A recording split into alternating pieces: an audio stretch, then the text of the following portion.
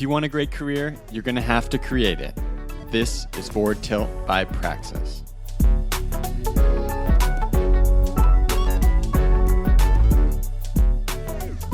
This is a tale of two interns. So one of my early jobs, I had an educational organization, and I was on campuses all over the state of Michigan, hosting events and rebuilding lists of students and doing all kinds of sort of student outreach. And I had a few different interns. Now, intern number one immediately impressed me. Highly intelligent, incredibly passionate about the work that my organization was doing.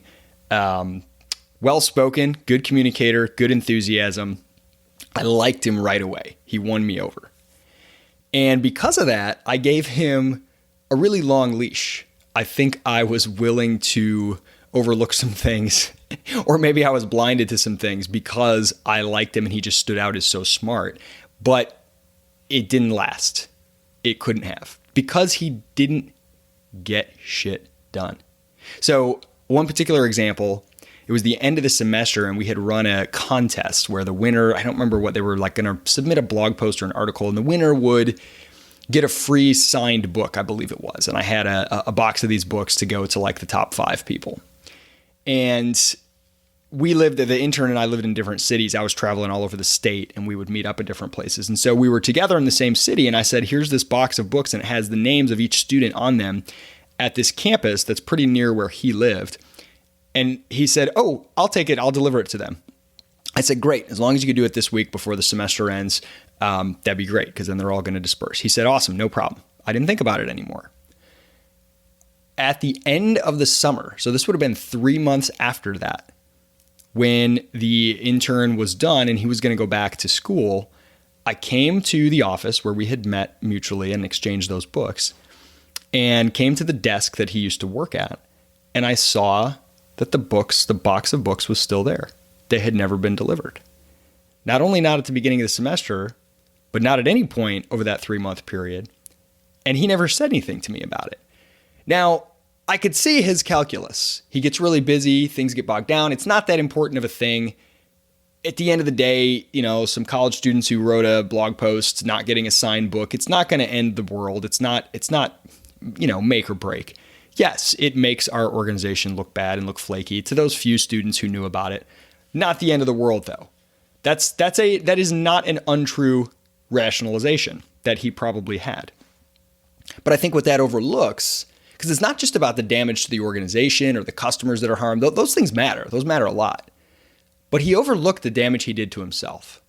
Because when I discovered that, I felt kind of betrayed. Like, wait a minute, you said you were going to do it. If you weren't going to do it, you could have just told me. I would have done it myself, or I could have asked somebody else to do it. But to just leave it there and never do anything with it for 3 months, it sent a signal to me that this is not someone who knows how to get shit done. Now, I like this person.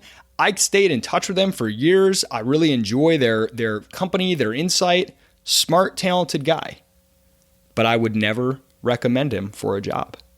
I would never look to him, even jobs that he would love and would have been capable of, because he immediately stuck in my mind that little thing. He's not someone who can get shit done. Contrast that to intern number 2. Intern number 2 did not impress me right away. Intern number 2 was not a very good communicator. He was not very savvy in terms of presenting himself, making first impressions.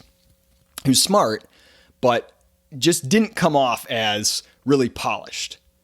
But he was very, very eager and earnest. So I thought I'd give him a chance. And he worked. He worked his butt off. I remember we had an event on campus where we were setting up tables and things like that. And so I get there for the beginning of this day-long tabling event. And he was meeting me there. And he comes and meets me in the parking lot. And I say, hey, and we're lugging all this stuff. And I used to mess with him just to see what he would do. It's almost evil. I'd say, hey, why don't you carry these 3 boxes and I'll just walk. Just to be funny, thinking that he'd laugh. But he'd be like, okay, got it. And he'd be like huffing with 3 boxes, just like crushing him. He can barely hold them, trying not to keep them from spilling. He's all sweaty, and I'd just be standing there with nothing. I couldn't stand it for more than a few minutes, and then I would laugh and say, I'm kidding, I'll help you. But he didn't see it as offensive. He actually saw that as an opportunity. He wanted to do as much work as possible. He had an opportunity to prove to me that he was somebody who could get shit done. But so I get there and I say, hey, why don't you go ahead and grab us a good table spot? Oh, I got here an hour ago before everything opened. I already reserved one. Oh, okay, great. So we get there. Oh, I forgot something in my car. You know what? While I'm setting up the table, here's my keys. Will you go get this thing out of my car? Got it. Takes my keys. Comes back a lot faster than I thought because the car was like half a mile across campus. Comes back. Yep, here it is. And I also noticed this other thing that was in the trunk. I thought you might want it, so I brought it, but I can go put it back if you don't need it. Oh, and I said, how'd you get here so fast? Oh, I moved your car. I found a student who had a student parking thing, and I convinced them to let me use it, so I moved it to this parking lot that's closer. Just got shit done. Before I even asked, things were done. Above and beyond. I mean, these are small things at a very early stage in someone's career, but that impression was seared in my mind immediately from intern number 2. And I made up my mind that I would look for any excuse to work with this guy or help him work with other people whose work I valued and trusted. And I recommended him and helped him get his next 2 or 3 jobs and a pay raise at one of those jobs, like a decade later. Because getting shit done, that reputation matters so much. So much. And if at any time you can't, you've got to let people know immediately. If intern number 1 would have just sent me an email or a call and said, hey, I'm sorry, I said I could do this. I'm not going to be able to get to it. But I found someone else who I think can. I'm going to pass it on to this person, just letting you know. Or something to that effect. He would have been absolutely at the same level as intern number 2. But just shirking that duty and not saying anything about it cost him. Again, I'm not saying he, can't succeed in life because I was unhappy with him, but it illustrates a type of work mindset that is going to put a lower ceiling over intern number 1, no matter how brilliant he is. Intern number 2 is out there kicking ass and he's still a rising star. Get shit done.